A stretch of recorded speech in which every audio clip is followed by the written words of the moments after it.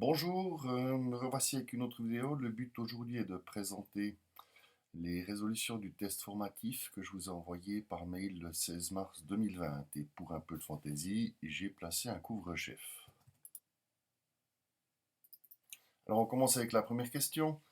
On nous dit soit l'équilibre suivant, PCl5 sous forme de gaz est en équilibre avec PCl3 aussi sous forme de gaz et Cl2. On nous donne le volume de l'enceinte, 1,75 litres. Et on nous donne les masses des trois espèces chimiques présentes à l'équilibre. Je vous laisse lire, je ne vais pas lire la donnée. Et on nous demande quelle est la valeur de la constante d'équilibre pour cette réaction. J'ai eu plusieurs fois l'occasion de vous en parler. Lorsqu'on a un équilibre, la première chose qu'il faut que l'on prenne en considération, c'est la constante d'équilibre. J'ai donc commencé par poser l'expression de K. K est égal à la concentration de PCl3 fois concentration de Cl2 divisé par concentration de PCl5. Toutefois, dans la donnée, on nous donne des masses. Donc à partir des masses, il faut que l'on arrive à trouver les concentrations. Ceci nécessite deux étapes. Dans un premier temps, on va chercher N, le nombre de moles, à partir de la masse et de la masse molaire. N est égal à petit m sur grand M.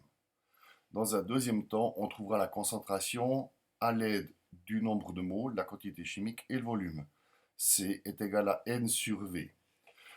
Petit a, on voit le calcul que j'ai réalisé. Le nombre de moles de PCl5, c'est la masse que l'on donne dans la donnée, 0,562, divisé par la masse molaire que j'ai calculée, et on trouve un nombre de moles 2,35 fois 10 puissance moins 3.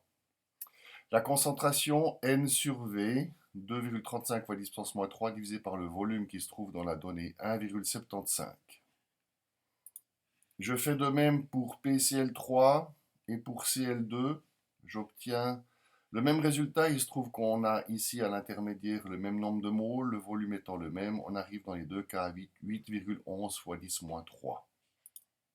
Donc si l'on substitue maintenant les valeurs dans l'équation numérique que j'avais en début de résolution, j'arrive à un résultat. J'ai mis l'unité, c'est fondamentalement pas nécessaire. Voilà pour ce premier exercice. Pour l'exercice 2, c'est une question un peu différente. On a une équation chimique A plus B est en équilibre avec C plus D. On nous donne la constante d'équilibre qui vaut 10. J'ai ici écrit l'équation de la loi d'action de masse, C fois D divisé par A fois B. Et on nous propose 4 affirmations. On doit choisir ce qui est vrai et ce qui est faux. Voilà, donc C fois D est égal à A fois B. On voit que si on remplace C fois D par X par exemple et A fois B par X, on aurait X sur X, on aurait donc K est égal à 1. Cette première affirmation est fausse. Deuxième cas, C est égal à A et D est égal à B, ce qui veut dire que C sur A est égal à 1, D sur B est égal à 1. On aurait donc également K qui est égal à 1, donc c'est faux. Si je reprends pour C l'expression C fois D divisé par A fois B qui vaut 10, je peux multiplier par AB de chaque côté, ce qui fait 10 AB est égal à CD. Et je divise par 10 des deux côtés, je trouve AB est égal à 1 dixième de CD, donc l'équation C est juste. Je ne fais pas de commentaire pour D, on constate tout de suite qu'elle est fausse. Pour l'exercice 3, on a 2CO est en équilibre avec CO2 et C. Voyez au passage quand même que le carbone est présent à l'état solide, ce qui veut dire qu'on en tiendra compte dans la manière d'écrire l'équation pour K. Je vous rappelle que les concentrations des solides purs et les concentrations des liquides purs n'interviennent pas dans la constante d'équilibre. Donc écrire la loi d'action de masse pour cet équilibre, K est égal à concentration de CO2 divisé par concentration de CO au carré, où on nous dit que ceci vaut 1,5.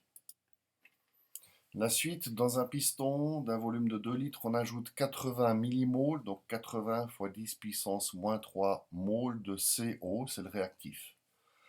On nous demande de calculer les concentrations de chaque espèce à l'équilibre et la masse du carbone, c'est du charbon en fait, produite ainsi que le rendement. Alors, on pose dans le tableau 80 fois 10 puissance moins 3 divisé par 2, puisqu'il s'agit d'une concentration. La concentration, c'est N sur V. On a le nombre de moles de CO, on a le volume du réactif, du piston, pardon. Les concentrations des produits au point de départ sont de 0 et 0. On fait un tableau d'évolution.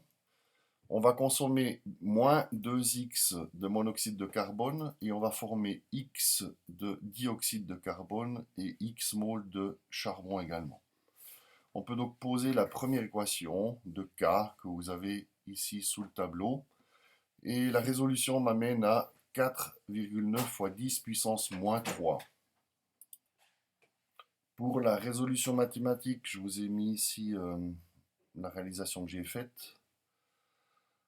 Je vous laisse un moment à l'écran. Je suis pas sûr que ça vaille la peine que je fasse des commentaires. La première tac, on multiplie tout par 2, le membre. On arrive à une équation du deuxième degré, Viette. Et ici, il faut prendre la soustraction entre 1,32 et la racine. Si on prenait l'addition, on arrive à une valeur qui est trop importante. Faites pause, essayez de refaire ça de votre côté. Vous savez ce que je pense des maths dans le cours de chimie. Je réalise en faisant cette vidéo que j'ai oublié de calculer le rendement. Alors, je vous indique le chemin. On a 80 fois 10 puissance moins 3 moles de réactif au début. On observe maintenant que on va former 4,9 fois 10 puissance moins 3 moles de produit. Donc le réactif 80 fois 10 moins 3, le produit 4,9 fois 10 moins 3.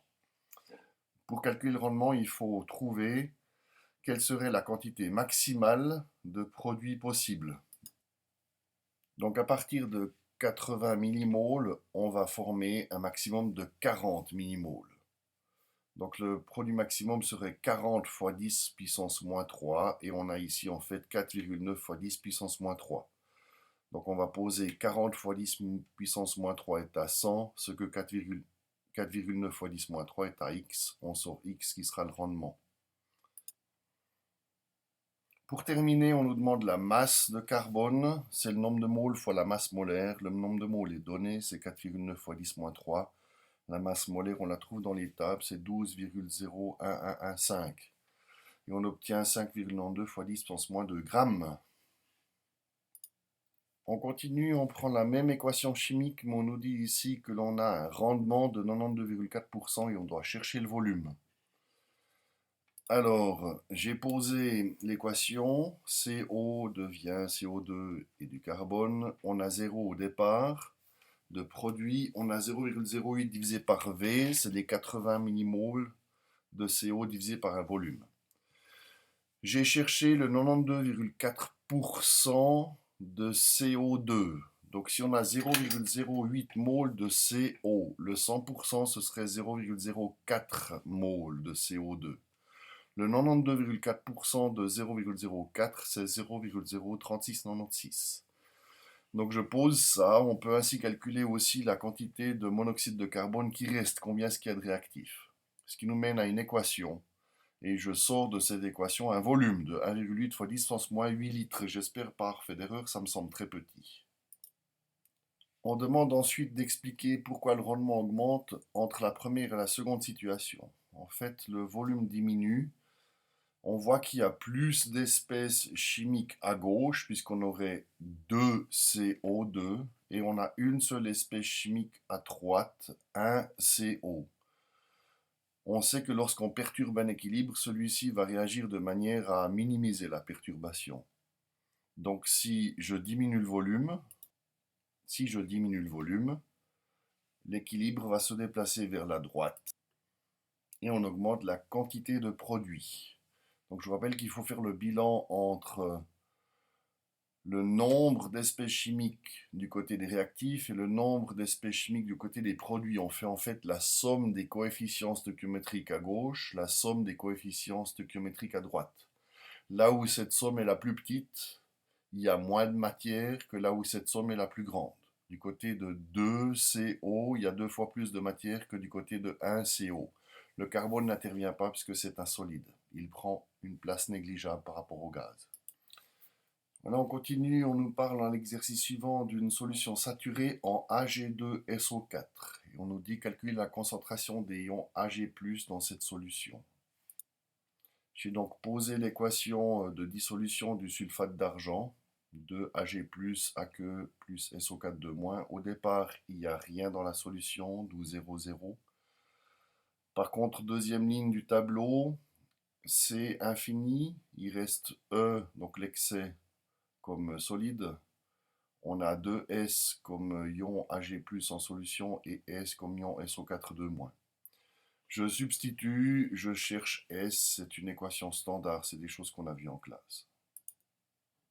Deuxième cas de figure, on nous demande quelle quantité chimique de Na2SO4 doit-on ajouter à 0,5 litres de solution A pour diminuer la concentration des ions Ag+. Et on nous donne la concentration désirée. Donc je repose un tableau d'évolution. E plus S, on a 0 de Ag+ au départ. On a ensuite X sur 0,5 de SO4 2-. X, c'est ce que l'on cherche, la quantité chimique de Na2SO4, puis les 0,5, c'est le volume. Ensuite, à l'équilibre, on aura, donc E, c'est l'excès. 4 fois 10 puissance moins 3 nous est dicté par la donnée.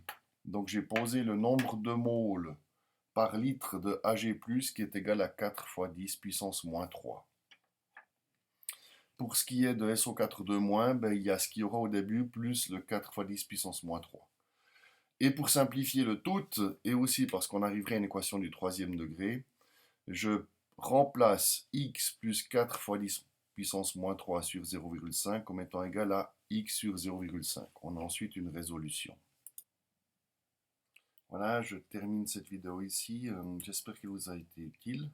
Si ce n'est pas le cas, réagissez, intervenez. S'il faut des compléments d'information, ne vous gênez pas. Pour la suite, je reprendrai contact pour vous donner des informations sur le déroulement de votre apprentissage.